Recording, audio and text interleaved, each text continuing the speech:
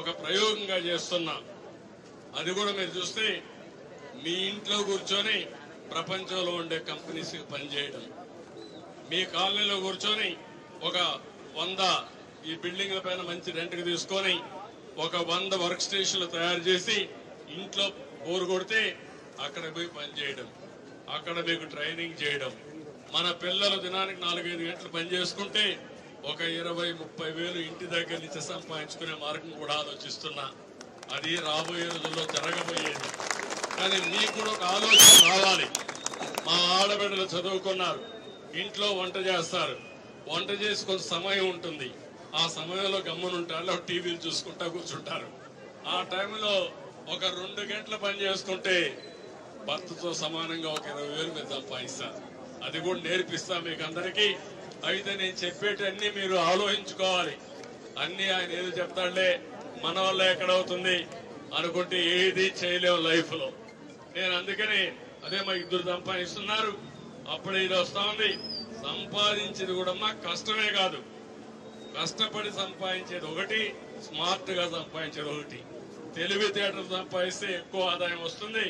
అది కూడా నేర్పిస్తే ఒకప్పుడు శారీరక కష్టం చేసేవాళ్ళం, ఇప్పుడు శారీరక కష్టం కాదు, తలతో పని చేయాలి. అందుకే నేను మీ అందరికీ ఏం చేయాలో చెప్తాను. అందుకే నేను ఈ విధానం చెప్పింది.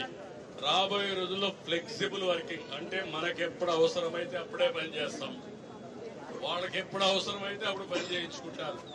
మొత్తం అన్ని కూడా ఆన్లైన్ లోనే అయిపోతా ఉంటాయి. ఫిజికల్ గా కూడా పోవాలి.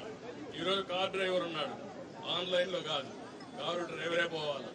బస్తా మోయాలి, బస్తా మోయాలంటే మనిషే మోయాలి. కానీ దానికి కూడా మళ్ళా రోబోస్ కూడా వస్తాయి. నిన్న మీరు చూశారు, డ్రోన్ పెట్టాను. డ్రోన్ పెట్టి ఏం చేశాను, ఆ బిల్డింగ్ అంతా ఉంది, ఆ పైకి పోవాలి, ఆ పైకి మోయలేము కాబట్టి ఇవ్వలేదు. ఇక్కడ నుంచి ప్రోగ్రాం పెట్టి ఆహార పట్ల వాడికి పంపించారు.